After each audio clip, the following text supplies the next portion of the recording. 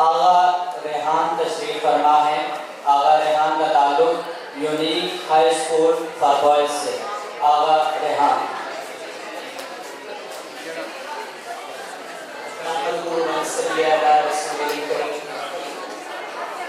اما بعد فاعوذ باللہ من الشیطان الرجیم بسم اللہ الرحمن الرحیم۔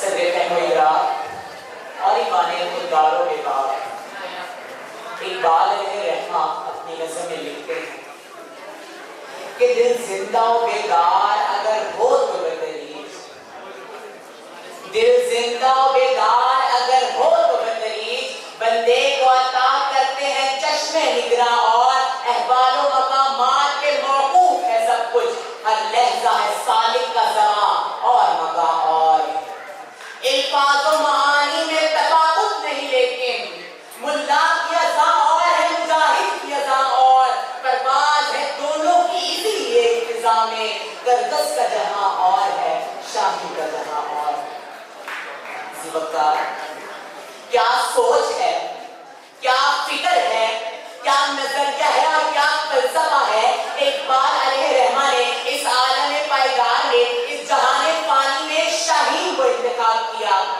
دیوکار کو کیا خصوصیات تھی، وہ کیا صفات تھی جو شاہین کی اور مومن کے اندر برابری پیدا کرتی ہے، وہ کیا صفات تھی جو اقبال علیہ رحماں اپنے مرد مومن میں دیکھتے تھے۔ دیوکار اس کا جواب بھی اقبال نے خود اپنی شاعری میں دیا کہ شاہین تیز نگاہ ہے، تیز رفتار ہے، بلند پرواز ہے، بلند کردار ہے، پرجوش ہے اور جفاکش ہے، وہ خوددار ہے، حتیٰ کہ اس کی خودداری کا یہ عالم ہے کہ اپنے سے کم تر پرندوں میں اڑنا بھی پسند نہیں کرتا۔ زیباکار اور ترگس مردار کھاتا ہے کیونکہ وہ جھپٹنے، پلٹنے اور پلٹ کر جھپٹنے کی سوچ سے محروم ہے۔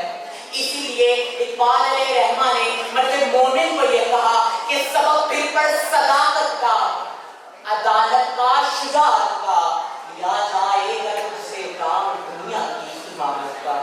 زیباکار برے صغیر جب مسلمانان ہند ظلم سے دبے لاچار بندے ماتم کا ترانہ گانے پہ مجبور تھے، ایسے میں صرف ایک آواز اٹھی کہ مسلمان تہذیب و ثقافت میں مختلف ہے۔ زیباکار یہ آواز تھی قائد اعظم کی، جس کی پیروی میں اقبال نے کہا کہ ترگس کا جہاں اور ہے شاہی کا جہاں اور۔